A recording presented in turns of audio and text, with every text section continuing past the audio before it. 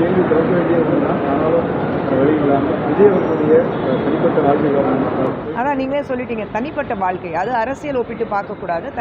தனிப்பட்ட வாழ்க்கையில் யாருக்கும் என்ன வேணாலும் பிரச்சனை இருக்கலாம். நாலு செவத்துக்குள்ளே இருக்கிறது பிரச்சனைகள், கணவன் மனைவிக்கு இடையில இருக்கிறது பிரச்சனைகள் பற்றி நமக்கு பேசுகிறதுக்கு எந்த உரிமையும் கிடையாது. அவங்க தனிப்பட்ட முறை. அது ஒரு 2 மாதத்துக்கு முன்னாடியே அந்த வழக்கு பதியப்பட்டதாக சொல்கிறாங்க. இப்போ வெளியாகிறதுக்கான காரணம் என்ன? அது ஜென்ரலாக இருக்கும். நீங்கள் தான் அதில் வந்து மாஸ்டர்ஸாக இருக்கீங்க, மீடியா உங்களுக்கு தெரியாமல் பதவி பண்ணியிருக்காங்கன்னா அதுதான் எனக்கு ஆச்சரியமாக இருக்குது. இப்போ தொடர்ந்து திமுகவுடைய கூட்டணி, திமுக காங்கிரஸ் கூட்டணி வந்து வழக்கத்துக்கு மாற ரொம்ப இழுபறியாக இருக்குது. டெல்லியிலேருந்து வந்தவங்களும் விஜய் கூட நாங்கள் பேச்சுவார்த்தை நடத்தலை அப்படின்னு மறுக்கல.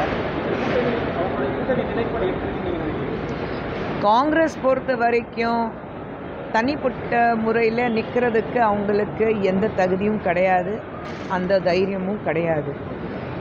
திமுக கிட்ட பேரம் பேசிகிட்டு இருக்காங்க, இந்த பக்கம் விஜய்கிட்டையும் பேரம் பேசிகிட்டு இருக்காங்க. யார்கிட்டேருந்து உங்களுக்கு லாபம் அதிகமாக வருதோ அந்த பக்கம் போயிடுவோம் நாங்கள்.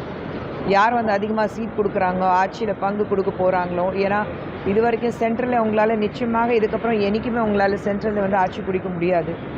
சரி, அந்த ஆட்சி பிடிக்க முடியாதுங்கிறதுக்காக உங்களுக்கு வந்து எந்த ஸ்டேட்டஸும் வராது. இருக்கிறது 4 மாநிலத்தில் மட்டும்தான் அவங்க இருக்கிறாங்க. தமிழகத்தில் வந்து இத்தனை வருடங்களாக திமுக மேலே ஒரு துப்பாக்கி வச்சுட்டு சுடுறதுக்கு பழக்கமாகி போச்சு. இப்போ வந்து ஒரு ரோஷம் வந்து எங்களுக்கு ஆட்சியில் பங்கு வேணும்னு கேட்டுருக்காரு.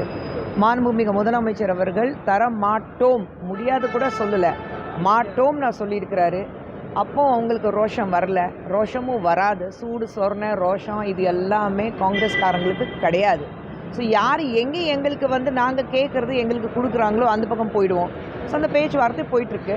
ஆனால் நான் சொன்னேன், ஒட்டுமொத்தமாக இந்த ஒரு வாரத்துக்குள்ளே எல்லோரும் முடிவு பண்ணணும். ஒரு வாரத்தை தெரிஞ்சிடும் உங்களுக்கு காங்கிரஸ் இந்த பக்கமாக அந்த பக்கமாக. நான் சொல்வேன், உங்களுக்கு அவ்வளோ தைரியம் இருந்தால், அவ்வளோ ரோஷம் இருந்தால் தனியாக நில்லுங்களேன். ஒரு தேர்தலில் நின்றுட்டு பாருங்களேன், உங்களுக்கு இவ்வளோ ரோஷம் காட்டுறீங்க. உங்களுக்கு அந்த ஒரு சீட் ஜெயிக்கிறதுக்கு தகுதி இருக்கா?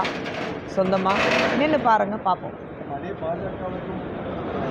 நாங்கள் போயிட்டோமே பாராளுமன்றத்தில், வந்தோடனே பாராளுமன்றத்துக்கு போயிட்டோமே. அந்த தைரியம் எங்களுக்கு இருக்குது. தயவு செஞ்சு எங்களை வந்து காங்கிரஸோட ஒப்பிட்டு பேசாதீங்க. பாஜகவுக்கு இருக்கிற தைரியம் எவனுக்கும் வராது. அப்படின்னா என்ன? தேர்தலில் குஷ்பு போட்டியிட போகிறாளா இல்லையா முக்கியம் கிடையாது. எங்களுடைய தேசிய ஜனநாயக கூட்டணி எத்தனை இடத்துல நாங்கள் ஜெயிச்சுட்டு இபிஎஸ் அவர்களை இங்கே ஜெயிச்சுட்டு முதலமைச்சராய் நாங்கள் எப்படி மக்களுக்கு சேவை செய்ய போகிறோம், அதுதான் முக்கியம்.